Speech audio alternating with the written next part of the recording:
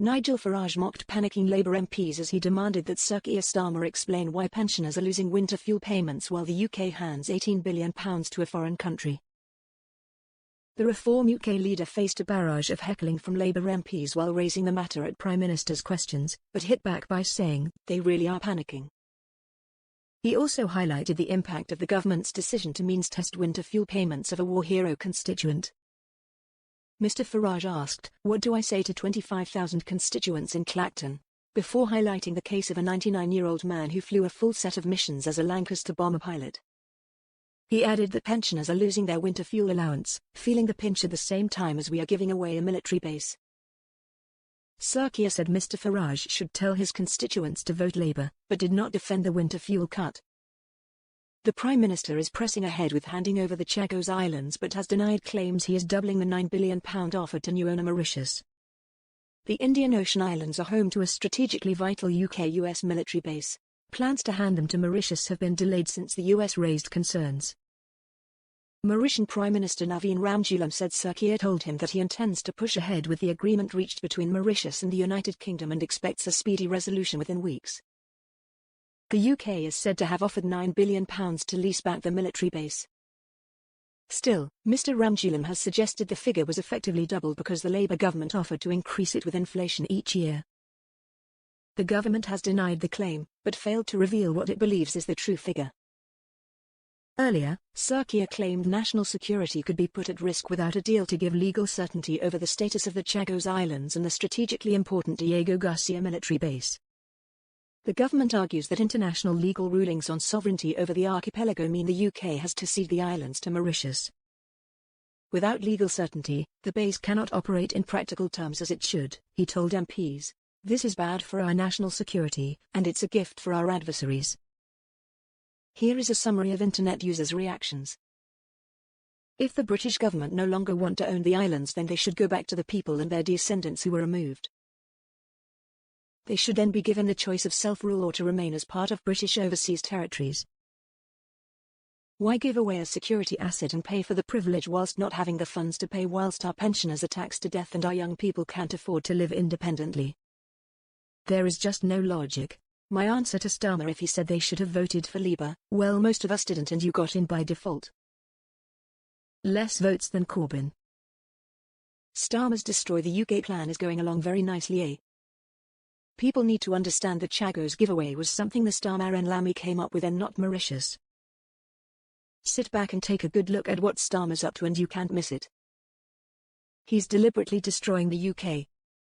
There's not one single solitary thing he's doing that works out in our favour. Amazing, really.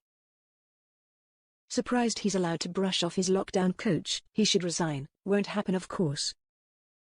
Interesting to hear just how scared the Labour Party is of reform. You can now clearly see they're planning any attacks possible on Nigel Farage.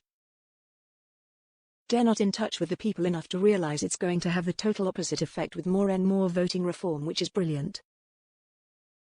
On the same thing, it was unmissable that the Tory side went quiet. One suspects they're seeing the truth that reform is now the only party going forward, and maybe they're having visions of a coalition lol. Well, it wasn't the only thing that two-tier Sir Keir was flapping about, because on day 3 of Voice Coach Gate he was quite simply unable to confirm that no lockdown rules had been broken. Now here's the thing, the definitions of a key worker were carefully framed. Therese no latitude for self-designation, by a senior politician or anyone else, and quite clearly this lady doesn't fit the bill. Previous interactions had been by Zoom. So what was so urgent that the wife of an old friend needed to undertake a rule-busting mercy mission on Christmas Eve? I suspect many of us have a pretty good idea. The obvious answer to Farage's comment about what should the PM say to his constituents about WFA cut is, they should exercise their democratic right to speak to their elected representative in person by attending his constituency surgery, where they can outline their concerns to him in full. Wait until the bill for reparations come in. Lamy will ensure it. Ex-veteran army personnel are gathering in Nia against Starmer and his decision to go ahead with criminal action against our veterans. The Tories stopped the charges being brought. Starmer has repealed it. The IRA received comfort letters from Blair protecting them from prosecution. Starmer showing his contempt for our veterans and now giving away our security to Mauritius. And they sounded like a bunch of school kids, and the PM thinks people should carry on voting for them. Starmer is the master of two-faced. Not good at his job either. I don't know about the Chagos being a matter of national security, but Starmer certainly is. Absolutely get rid as soon as possible. Watching PMQs today, I did wonder if the backbencher puppets had been instructed to jeer and sneer if Farage asked a question. He certainly has Labour running scared. The man is totally enthralled with the EU and its laws. He seems to be blind or refuses to accept his responsibility. Is not trying to add his name to international affairs or moves, but to his own people and country, to date, apart from getting his cohorts to try and rob us blind, he has deliberately thrown his efforts, outrageously, to anything but madness. Way out of his depth, but self-conceit and naivety is preventing him even getting a glimpse of it. Strange guy, Starmer. And that's putting it mildly. Why waste your votes on lab-con-lib or nationalists, career politicians? They have no common sense. They just give their voters promises which are usually lies. A no vote is a wasted opportunity for change. Vote for change, honesty, truth and common sense. Vote for the Reform Party. While it wasn't the only thing that two-tier freak ear was flapping about, because on day 3 of Voice Coach Gate he was quite simply unable to confirm that no lockdown rules had been broken.